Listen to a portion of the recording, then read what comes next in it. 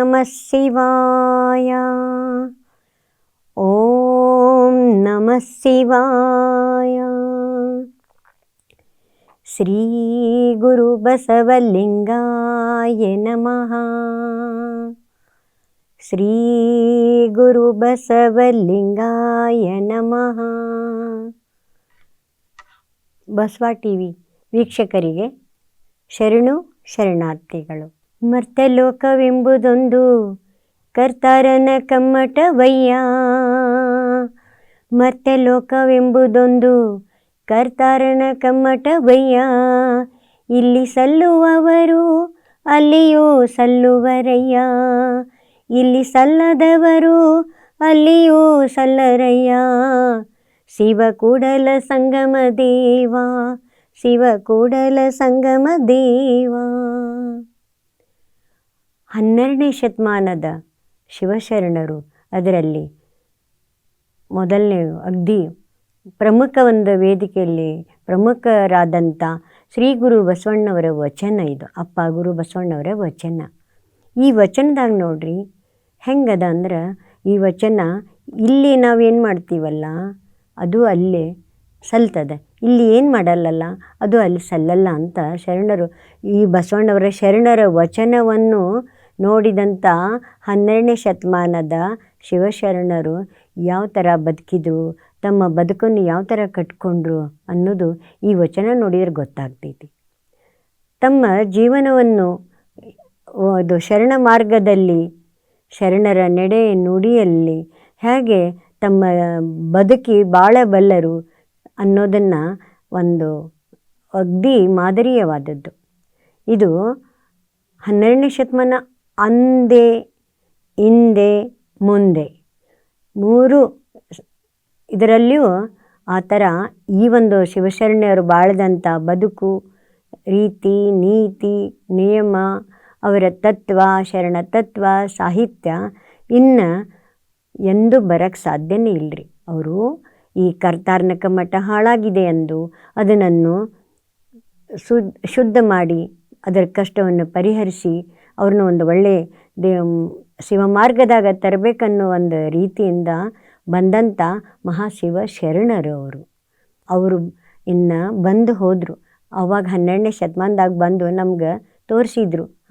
ಈಗ 21 12 ಉಲ್ಟಾ ಮಾಡಿದರೆ 21ನೇ ಶತಮಾನದೊಳಗೆ ಮತ್ತೆ ನಾವು ಬರ್ತೀವಿ.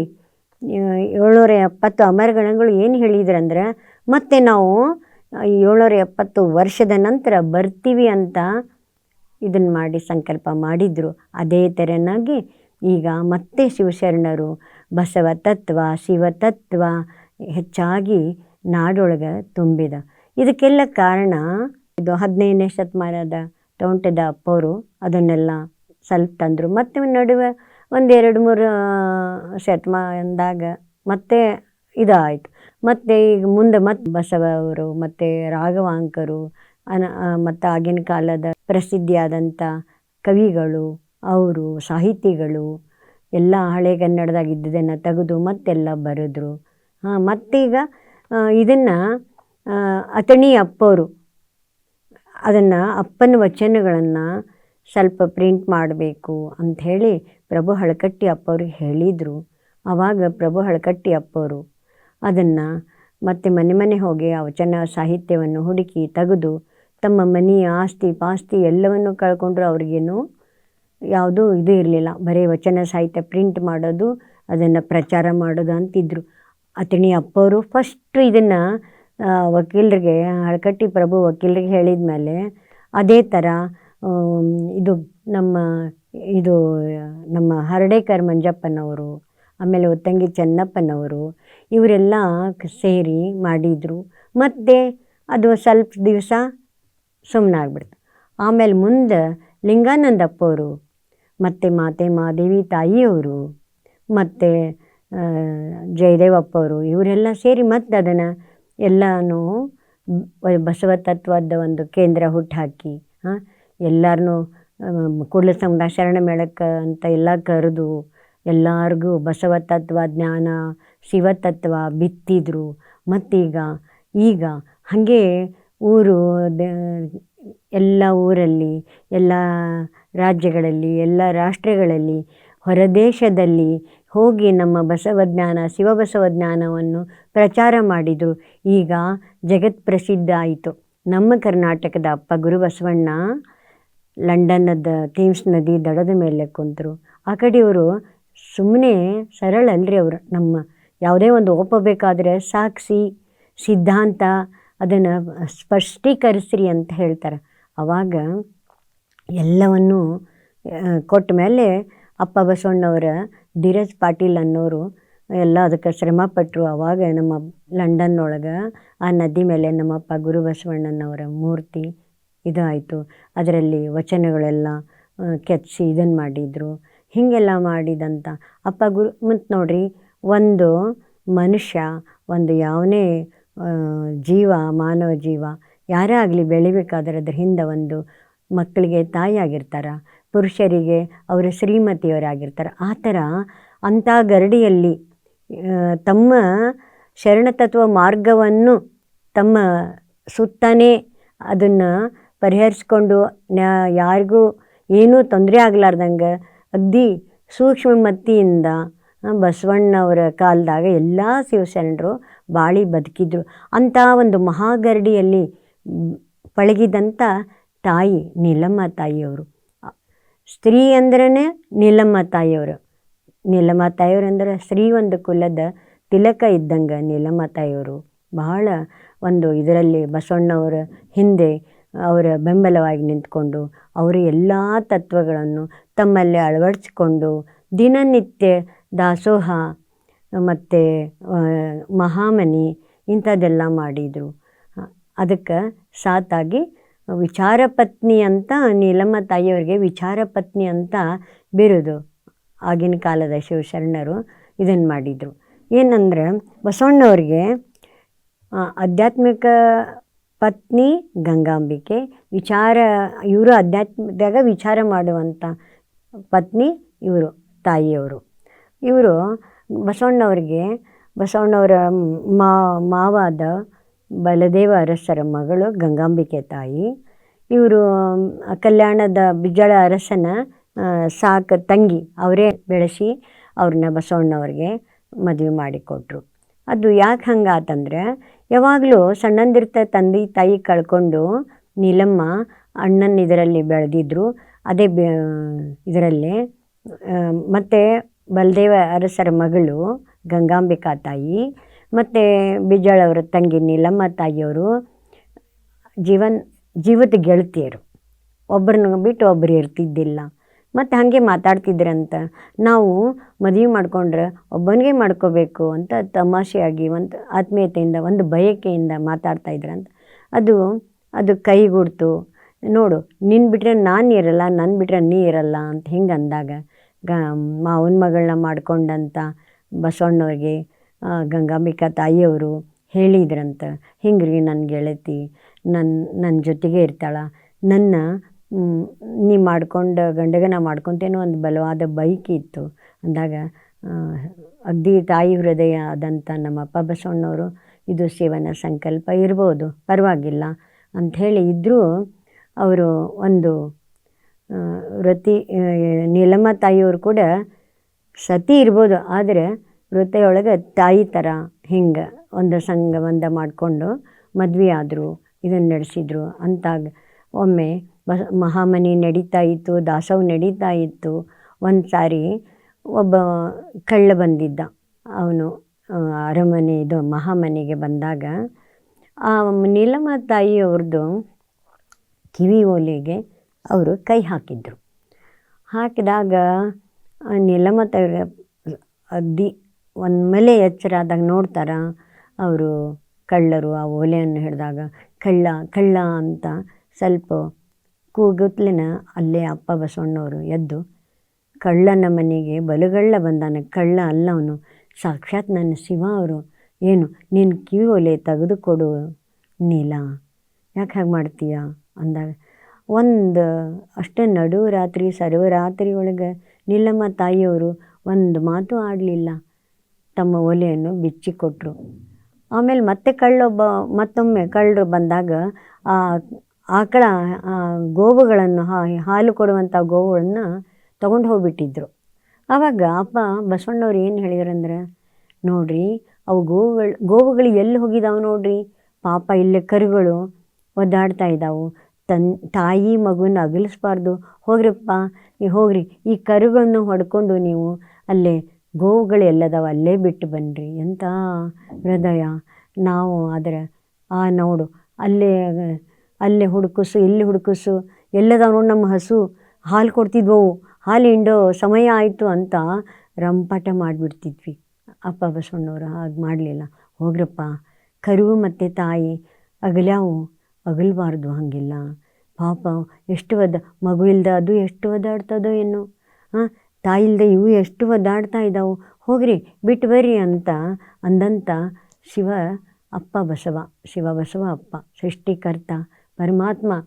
ನೋಡ್ರಿ ಆ ಸೃಷ್ಟಿಕರ್ತ ಪರಮಾತ್ಮನೇ ಈ ಕರ್ತಾರನ ಇದು ಕಮ್ಮಟ ಹಾಳಾಗಬಾರ್ದು ಅಂಥೇಳಿ ಕರ್ತನನ್ನು ಅಟ್ಟಿದನಯ್ಯ ಅಂತ ಹೇಳ್ತಾರಲ್ಲ, ಬಂದು ಅದರ ನಮ್ಮ ನಾಡನ್ನು ನೀತಿ ರೀತಿ ತತ್ವವನ್ನು ಬಿತ್ತಿ ಎಲ್ಲ ಒಂದು ದಲಿತರ ಕಡೆ ಹೋಗಿ ತಮ್ಗೆ ಅಪ್ಕೊಂಡು ಅವರು ದಲಿತರಿದ್ದಲ್ಲೇ ಹೋಗಿ ಅವರನ್ನು ಕಷ್ಟ ಸುಖವನ್ನು ಅರ್ಥ ಮಾಡಿಕೊಂಡು ಒಂದು ಬಸವ ಯುಗ ಮಾಡಿದರು. ತಮ್ಮ ಸುತ್ತಲೂ ಪರಿಸರವೆಲ್ಲ ಅಗ್ದಿ ಬಸವ ಯುಗ ಪರಿಸರ ತುಂಬ ಚೆನ್ನಾಗಿ ಮಾಡಿ ನಮ್ಮ ದೇಶದ ಕೀರ್ತಿ, ನಮ್ಮ ಕರ್ನಾಟಕದ ಕೀರ್ತಿ ದೇಶದ ತುಂಬ ಮತ್ತು ಹೊರ ರಾಜ್ಯ ಹೊರ ರಾಷ್ಟ್ರ ಎಲ್ಲ ಬಸವಣ್ಣವ್ರ ವಾರ್ತೆ ಕೇಳಿ ಬಂದರು. ಆವಾಗ ನೀಲಮ್ಮವರು ಅವ್ರು ಸಾಥ್ ಕೊಟ್ಟು ಎಲ್ಲ ಕರೆದು ಅವನು ತನ್ನ ಕಿವಿ ಒಲೆ ತಗೊಂಡಾಗ ಬಂದವನು ತಪ್ಪಾತು ಅಂಥೇಳಿ ಅಲ್ಲೇ ಒಂದು ಶಿವಶರಣಾಗಿ ನಮ್ಮ ಮಹಾಮನಿಯೊಳಗೆ ಗರಡಿಯೊಳಗೆ ಅವನು ಶರಣರನ್ನು ನೆನೆಸ್ಕೊತ ತನ್ನ ಕಾಯಕ ಮಾಡ್ಕೊತ ಅಲ್ಲೇ ಇದನ್ನು ಮಾಡ್ದ. ಹಾಗೆ ಕಲ್ಯಾಣದ ಮಹಾಮನಿಯ ಕೀರ್ತಿಯನ್ನು ಕೇಳಿ ದೂರದಿಂದ ಕಾಶ್ಮೀರದಿಂದ, ಅಫ್ಘಾನಿಸ್ತಾನದಿಂದ, ತಮಿಳುನಾಡಿನಿಂದ, ಸೋಮೇಶ್ವರ ಗುಜರಾತದಿಂದ ಎಲ್ಲ ಶರಣರು ಬಂದರು. ದಿನನಿತ್ಯ ತಮಗೇನು ಬರುತ್ತೋ ಆ ಕಾಯಕ ಮಾಡಿ ಕಾಯಕದಿಂದ ಬಂದಂಥ ದುಡ್ಡನ್ನು ಪದಾರ್ಥ ದಾಸೋಹ ಮಾಡಿ ಎಲ್ಲ ಒಂದು ಕಲ್ಯಾಣ ರಾಜ್ಯ ಆಗಿ ನಡೆದಿತ್ತು. ಹೀಗೆ ಒಂದು ಪ್ರಸಂಗ ಬರ್ತದ್ರಿ. ನೀಲಮ್ಮ ತಾಯಿಯವರು ಬಂದಂಥ ಭಕ್ತರದ್ದು ಆಸೆಗಳನ್ನೆಲ್ಲ ಅವರ ಬೇಡಿಕೆಗಳನ್ನೆಲ್ಲ ಪೂರೈಸುವಂಗೆ ದಾಸೋಹ ಮಾಡ್ತಿದ್ರು. ಒಂದು ಸರಿ ಯಾರು ಏನು ಕೇಳ್ತಾರ ಬೇಡಿದ್ದ ಕೊಡುವ ನಮ್ಮಪ್ಪ ಬಸವ ಅಂತಾರಲ್ಲ, ಹಂಗೆ ಕಲ್ಪವೃಕ್ಷ ಬಸವ ಕಾಮಧೇನು ಕಾಣೀರೋ, ಕಲ್ಪವೃಕ್ಷ ಕಾಣೀರೋ ಬಸವ ಅಂಥೇಳಿ. ಒಂದು ಸಾರಿ ಒಬ್ಬ ವಟು ಭಿಕ್ಷುಕ ಬಂದಿದ್ದ.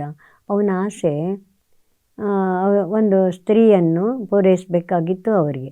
ಆವಾಗ ಬಸವಣ್ಣವರು ಎಲ್ಲ ಕಡೆ ಹುಡುಕ್ತಾರೆ, ಎಲ್ಲೂ ಸಿಗಲ್ಲ. ಆ ಒಂದು ಬಸವಣ್ಣವರ ಮನದಾಳವನ್ನು ಯಾವತ್ತೂ ಅರ್ಥಕೊಂಡಿದ್ರು. ಅವರ ಮನಸ್ಸೇ ನೀಲಮ್ಮ ತಾಯಿಯವರ ಮನಸ್ಸು, ನೀಲಮ್ಮ ಅವರ ಮನಸ್ಸೇ ಅವ್ರ ಮನಸ್ಸು. ಹಾಗೆ ತತ್ವದ ಹಾಗೇನೋ ಶರಣ ಬಸವ ನಮಗೆ ಬಸವಂಗಿ, ತತ್ವದ ಹಾಗೇನೋ ಶರಣ ಬಸವಂಗಿ, ಭಕ್ತಿಯ ಹಾಗೇನೋ ಶರಣ ಬಸವಂಗಿ, ಮುಕ್ತಿಯ ಹಾಗೇನೋ ಶರಣ ಬಸವಂಗಿ, ಇಹಪರ ಸಿದ್ಧಿ ಇಲ್ಲವಯ್ಯ ಸಂಗಯ್ಯ ನಿಮ್ಮ ಶರಣ ಬಸವ ನಿರಾಡಂಬರ ಆದ ಬಳಿಕ. ನೋಡ್ರಿ, ಅವರ ತತ್ವ ಅವ್ರ ಒಳಗೆ ಹೊರಗೆ ತುಂಬಿದಂಥ ನೀಲಮ್ಮ ತಾಯಿಯವರಿಗೆ ಬಸವಣ್ಣ ಅವರ ಮನಸ್ಸಿನ ಮೇನ್ ಇವ್ರದೇ ಮನಸ್ಸು ಅನ್ನೋ ಹಾಗೆ ಅದನ್ನು ಅವ್ರ ಅದೆಲ್ಲ ಹಿಂಗೆ ಅವತ್ತು ಯಾರೂ ಸ್ತ್ರೀಯ ಆಸೆ ಪೂರೈಸೋಕ್ಕಾಗಲಿಲ್ಲ. ಆವಾಗ ಮುಖ ಸಣ್ಣ ಮಾಡ್ಕೊಂಡು ಬಸವಣ್ಣವ್ರು ಬಂದಾಗ ಇಲ್ಲಿ ಮನೆಯಲ್ಲಿದ್ದಂಥ ನೀಲಮ್ಮ ತಾಯಿಯವ್ರಿಗೆ ಅರ್ಥ ಆಯಿತು. ನೋಡಿ, ಈ ಥರ ಆಸೆ ಈಡೇರ್ಸೋಕ್ಕಾಗಲಿಲ್ಲ, ನನಗೆ ಗೊತ್ತು, ನಾನು ಹೋಗ್ತೀನಿ. ಎಲ್ಲಿಗೆ ಅಂದ್ರೆ, ನೀವೇನು ಸ್ತ್ರೀ ಪೂರೈಕೆ ಮಾಡಬೇಕಾಗಿತ್ತಲ್ಲ, ಸ್ತ್ರೀ ಒಂದು ಸಿಗಲಿಲ್ಲ ಅಂತ ಮನದಲ್ಲಿ ನೊಂದ್ಕೊಂಡಿರಿ, ಅದಕ್ಕೆ ನಾನು ಹೋಗ್ತೀನಿ. ಆಮೇಲೆ ಬಸವಣ್ಣವರು ಒಂದು ನಿಮಿಷ ದಿಗ್ಭ್ರಾಂತರ ಆಗಲಿ ನೀಲ ಆಯಿತು ಅಂಥೇಳಿ ವಟುರೂಪಿ ಅವರ ರೂಮಿಗೆ ಹೋಗ್ತಾರೆ. ಹೋದಾಗ ಅವರು ನೋಡಿ ಇದೇನಿದು ಅಂಥೇಳಿ ಏಕ್ದಮ್ ಆ ರೂಮಲ್ಲಿ ನೀಲಮ್ಮ ತಾಯಿಯವರು ಪ್ರವೇಶ ಆಗ್ತಾ ಇದ್ದಂಗೆ ಒಂದು ಹೊಂಗೆರಣ ಹೊಂಬೆಳಕು ಝಗ್ಗಂತ ರೂಮ್ ತುಂಬ ಪಸರಿಸ್ತೈತಿ. ಆವಾಗ ತಪ್ಪಾಯಿತು, ನಾನು ನಿಮ್ಮ ಭಕ್ತಿಯನ್ನು ಪರೀಕ್ಷೆ ಮಾಡೋಕ್ಕೆ ಬಂದಿದ್ದೆ ತಾಯಿ,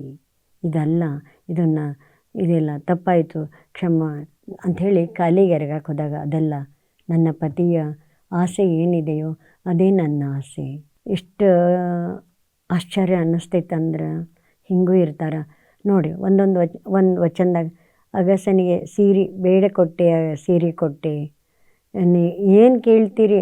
ಅವರು ಒಂದು ಸಲ ಅರಮನೆ ಒಳಗೆ ಮಹಾರಾಣಿದು ಸೀರೆ ಕೇಳ್ತಾರೆ ಒಬ್ರು, ಅವ್ರದ್ದು ಸೀರೆನೂ ಕೊಡ್ತಾರೆ. ಹಂಗೆ ಸೀರೆ ಬೇಡ ಕೊಟ್ಟೆ ಬಸವ ನೀನು, ಕಾಲಿಲ್ಲದವ್ರಿಗೆ ಕಾಲು ಕೊಟ್ಟೆ ಬಸವ, ಕಣ್ಣಿಲ್ಲದವ್ರಿಗೆ ಕಣ್ಣು ಕೊಟ್ಟೆ ಬಸವ ಅಂಥೇಳಿ ಬಸವನ ಮಹಿಮೆ ತುಂಬ. ಬಸವ ನಿನ್ನ ಮಹಿಮೆಯ ಉಸಿರಲು ಎನ್ನಳವಲ್ಲ. ಇದು ಸರ್ಪಭೂಷಣ ಶಿವೇಗಿ ಅಪ್ಪವ್ರು ಹೇಳ್ಯಾರ. ಬಸವನ ಮಹಿಮೆ ತುಂಬ ಅಪಾರ, ಅವ್ರದ್ದು ವರ್ಣಿಸೋಕೆ ನಮ್ಮ ಅಳವಲ್ಲ, ನಮ್ಗೆ ಅದು ಅಸಾಧ್ಯ, ಅಷ್ಟೊಂದು ಬಸವ ಮಹಿಮೆ ಐತಿ. ಅದೇ ಥರ ಮತ್ತೊಂದು ಪ್ರಸಂಗದಾಗ ಏನಾಗ್ತೈತಂದ್ರೆ, ದಾಸೋಹ ನಡೆಸ್ತಿರ್ತಾರೆ ಬಸವ ಕಲ್ಯಾಣದಾಗ. ಬಸವದು ಅಂತರ್ಜಾತಿ ವಿವಾಹ ಮುಖಾಂತರ ಕಲ್ಯಾಣ ಎಷ್ಟು ಚೆನ್ನಾಗಿ ನಡ್ಕೊಂಡು ಎಲ್ಲ ಒಂದು ದೇಶದ ಕೀರ್ತಿ ಎಲ್ಲ ಬೆಳಗ್ತಾ ಇತ್ತು. ಅಂಥ ಸಮಯದಾಗ ಇದು ಹರಳಯ್ಯ ಮತ್ತು ಮಧುವರಸರ ಮಗಂದು ಮದ್ವೆ. ಅದು ಯಾಕೆ ಹಂಗಾತಂದ್ರೆ, ಬಸವಣ್ಣವ್ರಿಗೆ ಹರಳಯ್ಯ ಅವರು ಶರಣಾರ್ಥಿ ಅಂತ ಹೇಳಿದ್ದಕ್ಕೆ ಇದನ್ನು ಹೆಂಗೆ ಮುಟ್ಟಿಸ್ಬೇಕಂತ ಚಿಂತೆ ಮಾಡ್ತಾಯಿದ್ದಾಗ ಅವರ ಹರಳಯ್ಯನವರ ಶ್ರೀಮತಿ ಕಲ್ಯಾಣಮ್ಮ, ಇದಕ್ಕೇನು ದೊಡ್ಡದಲ್ಲ ರೀ, ನಮ್ಮಲ್ಲಿ ಅದನ್ನು ಹೋದರು ಶರಣ ಅಂದದ್ದನ್ನು ನಾವು ಋಣವನ್ನು ತೀರಿಸಬಲ್ಲೆವು, ನಿಮ್ಮದು ತೊಡಿ ನಮ್ಮದು ತೊಡಿದು ಚರ್ಮ ತೆಗೆದು ಜೋಡು ಮಾಡಿ ಕೊಡೋಣ ಅಂತ ಹೇಳಿ ಆ ಒಂದು ಪ್ರಸಂಗದಾಗ ಜೋಡು ತಗೊಂಡು ಬಸವಣ್ಣವ್ರು ಇರುವಂಥ ಸ್ಥಾನದಾಗ ಅಪ್ಪ ಗುರು ಬಸವಣ್ಣವರು ಎಲ್ಲದಾರಂತ ಹುಡುಕೊಂತ ಹರಳಯ್ಯ ಹೋಗ್ತಾ ಇದ್ದಾಗ ಅಲ್ಲೇ ಮಧುವರಸ ಬಂದು, ಇದೇನಿದು, ಎಲ್ಲಿಗೆ ಹೋಯ್ತಾ ಇದೆಯಾ, ಇಷ್ಟು ಸುಂದರವಾದ ಜೋಡುಗಳನ್ನು ಅಂತ ಹೇಳ್ದ. ಇದು ಅಪ್ಪ ಬಸವಣ್ಣವ್ರಿಗೆ ನಾನು ಒಯ್ತಾ ಇದ್ದೆ. ಅವ್ರೇನು ತೊಗೊತಾರೆ, ನನಗೆ ಕೊಡು, ಇದ್ರದ್ದು ಎಷ್ಟಿದೆ ದುಡ್ಡು, ನಾನು ಕೊಡ್ತೀನಿ. ಇಲ್ಲ ಇದು ದುಡ್ಡಿಗಲ್ಲ, ಭಕ್ತಿಯ ಸಂಕೇತವಾಗಿ ನಾವು ಅವರಿಗೆ ಅರ್ಪಿಸಬೇಕು ಅಂದಾಗ, ಸಾಧ್ಯ ಇಲ್ಲ, ನನಗೆ ಕೊಡು ಅಂಥೇಳಿ ತಗೊಂಡು ತಲೆ ಮೇಲಿಂದು ಅವರು ಭಕ್ತಿಯಿಂದ ತೊಗೊಂಡು ಹೋಗೋ ಮುಂದೆ ಅವ್ರದ್ದು ತಲೆ ಮೇಗಿಂದ ಕಸ್ಕೊಂಡು ತುಂಬ ಒತ್ತಾಯದಿಂದ ಕಾಲು ಮೆಟ್ಟಿದ ತಕ್ಷಣ ಅವ್ರ ಮೈಯೊಳಗೆಲ್ಲ ಉರಿ ಬಂದುಬಿಡ್ತದೆ.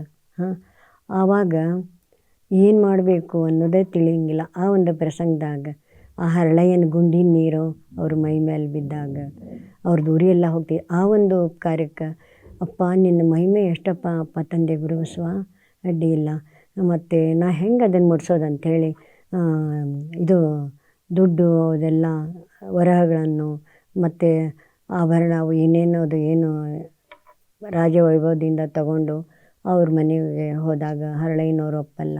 ಮತ್ತು ಯಾವ ರೀತಿ ನಾವು ನಿಮ್ಗೆ ಇದನ್ನು ಮಾಡಬೇಕು ಅಂಥೇಳಿ ಮೊದಲೇ ಅಪ್ಪ ಬಸವಣ್ಣವ್ರು ಅವ್ರಿಗೆ ಲಿಂಗಧಾರಣೆ ಮಾಡಿರ್ತಾರೆ, ಅವರು ಲಿಂಗಾಯತರಂತನ ಆಗಿರ್ತದೆ. ಆಯ್ತು, ಹಂಗಾರೆ ನಿಮ್ಮ ಸಂಬಂಧ ಬೆಳಿಬೇಕು, ಇದಕ್ಕೆ ಇದನ್ನು ಮುಟ್ಟಿಸ್ಬೇಕು, ಇದನ್ನು ಕರ್ತವ್ಯ, ನನ್ನ ಕೃತಜ್ಞತೆ ಮುಟ್ಟಿಸ್ಬೇಕಂದ್ರೆ ನೀವು ನಮ್ಮ ಮಗಳನ್ನ ಮಾಡಿಕೊಳ್ಳೇಬೇಕು ಅಂದಾಗ ಆ ಒಂದು ಪ್ರಸಂಗದಿಂದ ಕಲ್ಯಾಣದಾಗ ಮೇಲೆ ಕೆಳಗೆ ಅನ್ನೋದು ಹೋಗ್ಬಿಡ್ತಲ್ಲ. ಈ ವೈದಿಕ ಶಾಹಿಗಳು ಮೇಲು ಕೀಳು ಹೋಗ್ಬಿಡ್ತಲ್ಲ.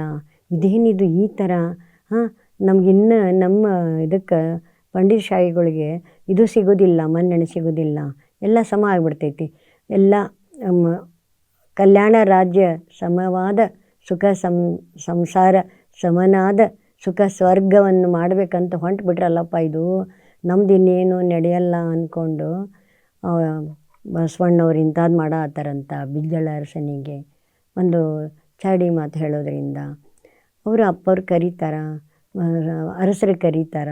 ಆವಾಗ ನೋಡು ಇದು ಸರಿಯಲ್ಲ ನೋಡ್ರಿ, ಸೂಕ್ಷ್ಮಮತಿಯವರಿದ್ದೀರಿ, ಈ ಥರ ಹಿಂಗೆ ಹೊರಗಡೆ ನಿಮ್ಮದು ಬಗ್ಗೆ ಮಾತಾಡ್ತಾ ಇದ್ದಾರೆ ಅಂದಾಗ ಸೂಕ್ಷ್ಮ ಇದರಿಂದ ಇನ್ನು ಅದನ್ನು ಬಿಟ್ಟು ಅದೊಂದು ಜಾತಿ ಮೇಲು ಕೀಳು ಅನ್ನೋದು ಐತಲ್ಲ, ಅದು ಒಂದು ಬಿಟ್ಟು ನೀವು ಬೇಕಾದ ಮಾಡಿರಿ ಅಂದ್ರೆ ಇಲ್ಲ, ನಾನು ವರ್ಣ ವರ್ಗ ಭೇದ ಎಲ್ಲ ಸಮ ಮಾಡಬೇಕಂತ ನನ್ನ ವಿಚಾರ ಐತಿ.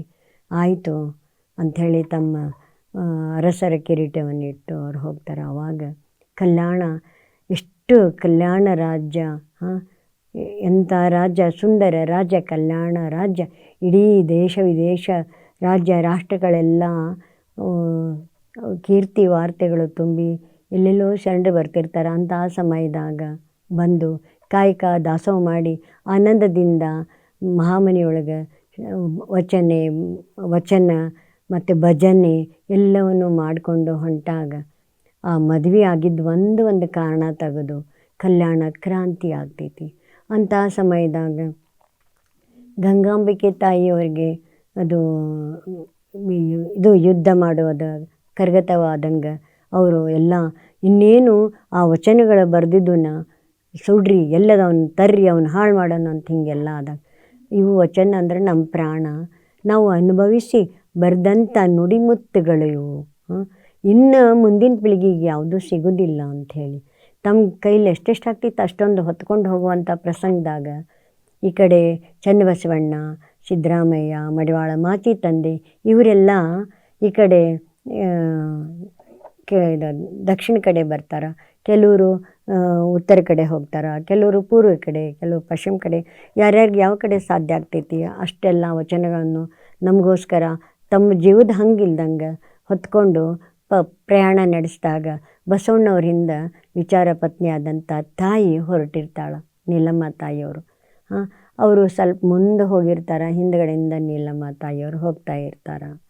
ಆವಾಗ ಸ್ವಲ್ಪ ಬಸವಣ್ಣವರು ಕೂಡಲ ಸಂಗಮದಾಗ ತಮ್ಮದು ಇದನ್ನು ಲಿಂಗ ಪೂಜೆ ತಮ್ಮ ಧ್ಯಾನದಲ್ಲಿ ಅನುಷ್ಠಾನ ಮಾಡ್ಕೊತ ಇರುವಾಗ ಸ್ವಲ್ಪ ಮತ್ತು ಹಡಪದ ಅಪ್ಪಣ್ಣವರು ಅವ್ರ ಜೊತೆಗೆ ಇರ್ತಾರೆ. ಅವರ ಅವರ ಸೇವಕರು ಅವರ ಇದನ್ನು ಅವ್ರದ್ದು ಸೇವೆ ಮಾಡ್ಕೊತ ಅವರ ಅಸಿಸ್ಟೆಂಟು, ಅವ್ರ ಕ್ಲಾರ್ಕ್ ಥರ ಅವ್ರಿಗೆ ಬೆನ್ನೆಲುಬಾಗಿ ಸೇವಕನಾಗಿ ಹೊರಟಿರ್ತಾರೆ. ಮತ್ತು ಕಲ್ಯಾಣಕ್ಕೆ ಬಂದವರು ಬಸವಣ್ಣವರು ಅಲ್ಲೇ ಒಂದು ಧ್ಯಾನದಾಗಿರ್ತಾರೆ. ಅವಾಗ ಇನ್ನೆಲ್ಲ ತಾಯಿಯವರು ಬರ್ತಾ ಇದ್ರಲ್ಲ, ನಮ್ಮದು ವೇಗಗತಿಯೊಳಗೆ ಬಂದ್ವಿ, ಅವರು ನಿಧಾನಗತಿಯೊಳಗೆ ಬರ್ತಿದ್ರು. ಹಡಪದ ಅಪ್ಪಣ್ಣ ದೇವರೇ ನೀಲ ಬರ್ತಾ ಇದ್ದಾರೆ, ಸ್ವಲ್ಪ ಹೋಗಿ ಅಲ್ಲೇ ತಂಗಡಿಗೆ ಹತ್ತಿರ ಅಲ್ಲೇ ಲಿಂಗ ಪೂಜೆ ಮಾಡ್ಕೊಳ್ತಾ ಇದ್ದಾರೆ, ಹೋಗಿ ಕರ್ಕೊಂಡು ಬನ್ನಿರಿ ಹೀಗೆಲ್ಲ ಹೇಳಿದಾಗ ಆವಾಗ ಇದು ಹಡಪದ ಅಪ್ಪಣ್ಣವ್ರಿಗೆ ಏನಪ್ಪ ಇದು, ಯಾಕಿದು ಹಿಂಗ್ಯಾಕೆ ಹೇಳ್ತಾ ಇದ್ದಾರೆ ಅಪ್ಪ ಗುರುಬಸವಣ್ಣ ಅಂತ ಒಂದು ನಿಮಿಷ ಸೋಜಿಗೆ ಆಗಿಬಿಡ್ತದೆ. ಆವಾಗ ಆದರೂ ಅವರ ಆಜ್ಞೆಯನ್ನು ಪಾಲಿಸ್ಬೇಕಂತ ಹೊರಟಿರ್ತಾರೆ. ನೋಡಿ, ನಮ್ಮ ಹಂಗಿಗಲ್ಲ ಬಸವಯ್ಯ, ನಮ್ಮ ಸಂಗಿಗಲ್ಲ ಬಸವಯ್ಯನು, ನಮ್ಮಂಗೆ ಇರುವಂಥವನಲ್ಲ ಬಸವಯ್ಯನು, ತಮ್ಮ ಪರದವನಲ್ಲ ಬಸವಯ್ಯನು. ಪ್ರಸಾದ ವೇದ್ಯ ಶರಣ ಬಸವಯ್ಯನು, ಪ್ರಸಾದಕಾಯನು ಸಂಗಯ್ಯ. ಅವರು ಎಷ್ಟು ಹಿಂಗಿದ್ದವರು ಬಸವಣ್ಣವ್ರು ಯಾಕೆ ನಮ್ಗೆ ಇಲ್ಲಿ ಕರ್ಕೊಂಡು ಬಾ ಅಂತ ಹೇಳಿದ್ರು. ಅವರು ನೀಲಾನ್ ಬರ ಹೇಳಲು ಏನು ಆ ಥರ ಹೇಳಿದ್ರಲ್ಲ, ಎಲ್ಲ ಬಲ್ಲವನು ಬಸವಯ್ಯ ಈ ಥರ ಯಾಕೆ ಅಂಥೇಳಿ ಆವಾಗ ನೀಲಾ ತಾಯಿಯವರು ಬಸವಣ್ಣವರು ಅಲ್ಲೇ ಲಿಂಗೈಕ್ಯ ಆಗ್ತಾರೆ ಅನ್ನೋದು ಲಿಂಗ ಪೂಜೆದೊಳಗೆ ಸೂಚನೆ ಆಗಿಬಿಡ್ತದೆ. ಸೂಚನೆ ಕಂಡು ಏನಪ್ಪ ಇದು, ಬಸವಣ್ಣವ್ರಿಗೆ ಇದು ಗೊತ್ತಿಲ್ವಾ? ಲಿಂಗಯ್ಯ ಕರದಲ್ಲಿ ಪೂಜೆ ಮಾಡುವಂಥ ಕರಸ್ಥಳದಲ್ಲಿ ಇಷ್ಟಲಿಂಗನಿಗೆ ಹೇಳ್ತಾ ಇರ್ತಾರೆ, ಲಿಂಗಯ್ಯ ನೋಡು ಲಿಂಗಯ್ಯ, ನೋಡು ಬಸವಣ್ಣವರು ಮಾಡಿದ ಆಟವನ್ನು ನೋಡು, ಇಲ್ಲೇ ಅಲ್ಲಿ ಇಲ್ಲಿ ಉಭಯ, ಇಲ್ಲಿಲ್ಲದ ಸಂಘ ಅಲ್ಲಿಲ್ಲವೇ, ಏನಿದು ಬಸವಣ್ಣವ್ರ ಆಟ? ಅಲ್ಲಿ ಹೇಳಿದ್ರಲ್ಲ, ಯಾವ ಕಾರಣಕ್ಕೆ ಅದು ಬಿಜ್ಜಳನು ಇಂಥದ್ದೆಲ್ಲ ಹಿಂಗೆ ಪ್ರಸಂಗ ಮಾಡಲಿಲ್ಲ ಅಂದ್ರೆ ನಾವು ಬಸವಣ್ಣವ್ರದ್ದು ಇನ್ನೂ ಎಷ್ಟೊಂದು ಚೆನ್ನಾಗಿ ಎಷ್ಟು ದೇಶ ವಾರ್ತೆ ಕೀರ್ತಿ ಇರ್ತಿತ್ತು. ಈ ಬಿಜ್ಜಳನ ಕ್ರಾಂತಿಯಾಗಿ ಎಲ್ಲ ಶರಣರು ಚೆಲ್ಲಾಪಿಲ್ಲಿ ಆಗಿಬಿಟ್ರಲ್ಲಪ್ಪ, ಇದಕ್ಕೇನು ಅಂತ ಅವರು ನೀಲಮ್ಮ ತಾಯಿಯವರು ಅಲ್ಲಿ ಬಸವಣ್ಣವರು ಐಕ್ಯ ಆದರು ಅಂದ ತಕ್ಷಣ ಅವರು ತಮ್ಮ ಲಿಂಗ ಪೂಜೆ ಮಾಡ್ತಾ ಇದ್ದಾಗ ನೋಡು ನೋಡು ಲಿಂಗವೇ ಬಸವಯ್ಯನವರು ಮಾಡಿದ ಆಟವ, ಅಲ್ಲಿಲ್ಲದ ಸಂಘ ಇಲ್ಲಿಲ್ಲವೇ ಅಂತ ಈ ಉಭಯ ಇದು ಯಾಕೆ ಹಿಂಗಾಯಿತು, ಉಭಯ ಅಲ್ಲಿ ಇಲ್ಲಿ ಅನ್ನೋ ಉಭಯವನ್ನು ಅರ್ಥಂತ ಬಸವಯ್ಯನವರಿಗೆ ಯಾಕೆ ಈ ಥರ ಆಯಿತು ಅಂದ್ಕೊಂಡು ಅವರು ತಮ್ಮ ಲಿಂಗ ಪೂಜೆ ಮಾಡುವಾಗ ಅಲ್ಲೇ ಲಿಂಗೈಕ್ಯ ಆಗಿ ಹೋಗಿಬಿಡ್ತಾರೆ. ಹಿಂಗೆ ಮಹಾಶಿವಶರಣೆ ನೀಲಮ್ಮ ತಾಯಿಯವರು ಲಿಂಗೈಕ್ಯ ಆಗ್ತಾರೆ, ಇಲ್ಲಿ ಬಸವಣ್ಣವರು ಲಿಂಗೈಕ್ಯ ಆಗ್ತಾರೆ. ಇದು ತಂಗಡಿಗೆಯಲ್ಲಿ ಅವ್ರದ್ದು ಗದಿಗೆ ಮಾಡ್ಯಾರ. ಇವತ್ತಿಗೂ ಯಾವಾಗಲೂ ತುಂಬ ಫೇಮಸ್ಸು ತಂಗಡಿಗೆ. ನೀಲಮ್ಮ ಸಾಗರ ಅಂತಲೇ ಅಲ್ಲೇ ನದಿಗೆ ಹೆಸರಿಟ್ಟಾರ. ಈ ಥರ ಶಿವಶರಣರದ್ದು ಒಂದ ಎರಡ ಈ ನಮ್ಮ ವಚನ ಕಾರ್ತಿಯರು ಆಗಿನ ಕಾಲದಾಗ ಓದು ಬರ ಇರಲಿಲ್ಲ, ಅಕ್ಷರ ಜ್ಞಾನ ಇರಲಿಲ್ಲ. ಬಸವಣ್ಣವರು ಎಲ್ಲರನ್ನೂ ಕರೆದು ಅಕ್ಷರ ಜ್ಞಾನ ಮಾಡಿಸಿ ಅವ್ರವ್ರ ಕಾಯಕ ಮಾಡಕ್ಕೆ ಕೊಟ್ಟು, ನಿಮ್ಗೇನು ಬರುತ್ತೋ ಆ ಕಾಯಕ ಮಾಡಿ, ಆ ಬಂದ ಪ್ರಸಾದ ಇಲ್ಲೇ ಮಹಾಮನೆಗೆ ಬಂದಂಥ ದುಡಿದಿದ್ದ ದುಡ್ಡನ್ನು ಇಲ್ಲಿ ಮಹಾಮನೆಗೆ ಅರ್ಪಿಸಿ ಎಲ್ಲರೂ ಕಾಯಕ ಇಲ್ಲದೆ ಯಾರಿಗೂ ಪ್ರಸಾದ ಮಾಡ್ತಾನೇ ಇರಲಿಲ್ಲ. ಕಾಯಕ ಮಾಡಿದ್ರೆ ಆಮೇಲೆ ಪ್ರಸಾದ ಮಾಡೋದು ದಿನನಿತ್ಯ ಮಹಾಮನೆಯೊಳಗೆ, ಶರಣರ ಮಹಾಮನೆಯೊಳಗೆ ಅವರು ಭಾಗವಹಿಸ್ತಿದ್ರು. ಹೀಗಾಗಿ ತಮ್ಮ ಅನುಭವದ ನುಡಿಗಳನ್ನು ಅವರು ಅಮೃತ ಅಂಥೇಳಿ, ಅನುಭವಾಮೃತ ಅಂಥೇಳಿ ಅದನ್ನು ರಚನೆ ಮಾಡಿ ನಮ್ಮ ಮುಂದಿನ ಪೀಳಿಗೆಗೋಸ್ಕರ ಎಷ್ಟೊಂದು ಕಷ್ಟಪಟ್ಟು ತಾಳೆಗರಿಯೊಳಗೆ ಅವನ್ನ ರಚನೆ ಮಾಡಿಟ್ರು. ಅವನ್ನ ಎಷ್ಟೋ ಲಕ್ಷ ಕೋಟಿ ಅವರು ದಿನನಿತ್ಯ ನೋಡಿರಿ, ದಿನನಿತ್ಯ ರಚನೆ ಅಂದ್ರೆ ಎಷ್ಟು ಕೋಟಿ ಆಗಿದ್ದು. ಈ ಬಿಜ್ಜಳನ ನೀಚ ಒಂದು ವರ್ಗದವರು, ಬಿಜ್ಜಳನ ರಾಜ್ಯದ ಇದು ಸಂಕಟ ಪಡುವಂಥ ಚಾಡಿ ಚೋರ್ ಅಂತ ಇದು ಇವರ ಬಸವಣ್ಣವರ ಉನ್ನತಿ ಕಲ್ಯಾಣಕ್ಕೆ ಇದನ್ನು ಬೆಳವಣಿಗೆಯನ್ನು ಸಹಿಸಲಾರ್ದಂಥ ವರ್ಗದವರು ಅದನ್ನು ಒಂದು ಕೊಂಡಿ ಮಂಚಣ್ಣಂಥವ್ರು ಇದನ್ನೆಲ್ಲ ಕಲ್ಯಾಣ ಅನ್ನೋದು ಹಾಳಾಗಿ ಹೋಯಿತು. ಅದು ಮುಂದೆ ಗಂಗಾಂಬಿಕೆ ತಾಯಿಯವರು ಈ ಕಡೆ ಬಂದರು. ಎಲ್ಲರ ಕಡೆ ಹಾಗೆ ಬಿಜ್ಜಳ ಸೈನಿಕರು ಬೆನ್ನು ಹತ್ತಿಬಿಟ್ಟಿದ್ರು. ಅವ್ರಿಗೆ ಎಲ್ಲೆಲ್ಲಿ ಹೋಗ್ತಾರೋ ಅಲ್ಲೆಲ್ಲ ಹೋಗಿ ಅವ್ರು ಕೂಡ ಕಾದಾಡಿ ಲಾಸ್ಟ್ ಒಂದು ತಂಡ ನಮ್ಮ ಧಾರವಾಡ ಕಡೆ ಬಂತು. ಉಳ್ವಿಯೊಳಗೆ ಈಗಲೂ ಉಳ್ವಿ ಚನ್ನಬಸವಣ್ಣನ ಗುಹೆ ಅಂತಿತ್ತು, ಅಲ್ಲೆಲ್ಲ ತಂದು ಸಂಗ್ರಹ ಮಾಡಿದರು. ಅಲ್ಲಿಂದ ಚನ್ನಬಸವಣ್ಣವರು ಅಲ್ಲೇ ಚನ್ನಬಸವಣ್ಣವ್ರದ್ದಂತೂ ತುಂಬ ಸಣ್ಣ ವಯಸ್ಸು, 25 ವಯಸ್ಸು. ಸಣ್ಣ ವಯಸ್ಸಿನಾಗ ಎಂಥ ಸಣ್ಣ ವಯಸ್ಸು, ಹೊನ್ನಿನಂಥ ಬೆಟ್ಟದಂಥ ಜ್ಞಾನ ಅವರಲ್ಲಿ. ನೋಡಲು ಎಳೆಗೂಸು, ಜ್ಞಾನ ಮಹಾ ಪರ್ವತದಷ್ಟು ಅಂಥೇಳಿ ಅವರು ಅವಿರಳ ಜ್ಞಾನಿ ಚನ್ನಬಸವಣ್ಣ ಅಂತನ ಹೆಸರಾಗ್ಯಾರ. ಆಮೇಲೆ ಅಕ್ಕಮಹಾದೇವಿ ಅವರು ಹಿಂದೆ ಬಂದರು. ಮಡಿವಾಳ ಮಾಚಿದೇವ ಮತ್ತು ಅಲ್ಲಮ ಪ್ರಭುಗಳು, ಅವರು ಅಲ್ಲಮ ಪ್ರಭುಗಳು ಹೊತ್ತಾಗ ಬಳ್ಳಿಗಾವಿ ಸೈಡ್ ಹೋದರು. ಆಮೇಲೆ ಸಿದ್ದರಾಮಯ್ಯ ಅವರು ಅಲ್ಲಿ ಇದ್ದರು. ಸಿದ್ದರಾಮಯ್ಯವ್ರನ್ನ ನೇತೃತ್ವದಾಗ ಬಿಟ್ಟು ಎಲ್ಲ ಶರಣರು ಎಲ್ಲ ಕಡೆ ಚೆಲ್ಲಾಪಿಲ್ಲಿ ಆಗಿ ಹೋದರು. ಆಮೇಲೆ ಸತ್ಯಕ್ಕನಂಥವ್ರು, ಕಸ ಗುಡಿಸೋ ಕಾಯಕ ಮಾಡುವಂಥ ಸತ್ಯಕ್ಕನವರು, ಒಟ್ಟು 33 ವಚನಕಾರ್ತಿಯರು ಅಂತ ಹೇಳ್ತಾರೆ. ಇನ್ನು 300 ವಚನಕಾರ್ತಿಯರು ಅಂತಲೂ ಒಂದು ಕಡೆ ಉಲ್ಲೇಖಿಸ್ಯಾರ. ಹೀಗಾಗಿ ಕಸ ಗುಡಿಸೋ ಕಾಯಕ ಸತ್ಯಕ್ಕ. ಆಮೇಲೆ ಆಯ್ದಕ್ಕಿ ಲಕ್ಕಮ್ಮ ಅವರು ಇದರಲ್ಲಿ ಮಹಾಮನಿಯೊಳಗೆ ಉಗ್ರಾಣದಾಗ ಬಿದ್ದಂಥ ಒಂದೊಂದು ಕಾಳನ್ನು ಆರಿಸಿ ಅದಕ್ಕೋಸ್ಕರ ಅವರಿಗೆ ಆಯ್ದಕ್ಕಿ ಲಕ್ಕಮ್ಮ ಅಂಥೇಳಿ ಹೆಸರು. ಆಯ್ದಕ್ಕಿ ಲಕ್ಕಮ್ಮ ಅವರ ಪತಿ ಆಯ್ದಕ್ಕಿ ಮಾರಯ್ಯನವರು ಆ ಉಗ್ರಾಣದಲ್ಲಿ ಒಂದೊಂದು ಕಾಳನ್ನು ತಂದು ಜೋಡಿಸಿ ಅವತ್ತಿನ ಪ್ರಸಾದ ಮಾಡಿ ದಾಸೋಹ ಮಾಡಿ ತಮ್ಮ ಜೀವನ ನಡೆಸ್ತಿದ್ರು. ಆಯ್ದಕ್ಕಿ ಲಕ್ಕಮ್ಮ, ನೀಲಮ್ಮ, ನೀಲಲೋಚನೆ ತಾಯಿ, ಗಂಗಾಂಬಿಕೆ ಮತ್ತು ನಮ್ಮ ವೈರಾಗ್ಯನಿಧಿ ಅಕ್ಕ ಮಹಾದೇವಿ. ಈ ಕಲ್ಯಾಣದ ಕೀರ್ತಿ ಕೇಳಿ ಕಲ್ಯಾಣಕ್ಕೆ ಹೋಗ್ಬೇಕಂಥೇಳಿನ ಒಂದು ಸಣ್ಣ ವಯಸ್ಸು, 16-17 ವಯಸ್ಸು. ಆ ಒಂದು ಕಲ್ಯಾಣದ ಕೇಳಿ ಅಂಥೇಳಿ ಇಲ್ಲಿ ಕಲ್ಯಾಣದಾಗ ಇದು ಆಗ್ಯಾರ ಅವರು. ಮತ್ತು ಹೆಸರುವಾಸಿ ಇಲ್ಲಿ ಬಂದು ಅಲ್ಲಮ ಪ್ರಭು ದೇವರ ಪರೀಕ್ಷೆ ಒಳಗೆ ಪಾಸಾಗಿ ಇಲ್ಲೆಲ್ಲ ಕಲ್ಯಾಣದಾಗ ಇದ್ದು ಅನುಭವಿಸಿ ಮುಂದೆ ತಮ್ಮ ಇದನ್ನು ತಮ್ಮ ಗುರಿ ಶ್ರೀಶೈಲ ಕಡೆ ಹೋದರು. ಆಮೇಲೆ ಅದು ಸೊನ್ನಲ್ಲಾಪುರದಾಗ ಅಮ್ಮಿಗೆ ರಾಯನವರು ಅವರು ಇದು ಸೊಲ್ಲಾಪುರದಿಂದ ಬಂದರು. ಆಮೇಲೆ ಕಾಶ್ಮೀರದಿಂದ ಮೋಳಿಗೆ ಮಾರೇನವರ ಶ್ರೀಮತಿ ಅವ್ರು ಬಂದರು. ಹೀಗೆ ನಾನಾ ಕಡೆಯಿಂದ ಶಿವಶರಣೆಯರು ಆಗಿನ ಕಾಲದಾಗ 33 ವಚನಕಾರ್ತಿಯರು ಎಲ್ಲ ಪ್ರಸಿದ್ಧರಾದರು. ಅವರು ಬರೆದಂಥ ಒಂದೊಂದು ವಚನಗಳನ್ನು ಜೀವನ ಒಂದು ಉದ್ಧಾರ ಮಾಡೋಕ್ಕೋಸ್ಕರ ಒಂದು ವಚನದ ಮೇಲೆ PhD ಒಂದು ವಚನ ತಗೊಂಡ್ರೆ ಒಂದೊಂದೇ ಲೈನ್ ಮೇಲೆನ ಎಂತೆಂಥ ಓದಿ PhD ಮಾಡ್ಯಾರ. ಅದು ಒಂದು ಅಕ್ಷರ ಒಮ್ಮೆ ಓದಾಗ ಒಮ್ಮೆ ಒಂದು ಅರ್ಥ ಆಗ್ತದೆ, ಇನ್ನೊಮ್ಮೆ ಓದಾಗ ಇನ್ನೊಂದು ಅರ್ಥ ಆಗ್ತದೆ. ಆ ಥರ ಎಲ್ಲ ಶಿವಶರಣೆಯರನ್ನ ಎಷ್ಟು ನೆನೆಸಿದ್ರು ಕಡಿಮೆ.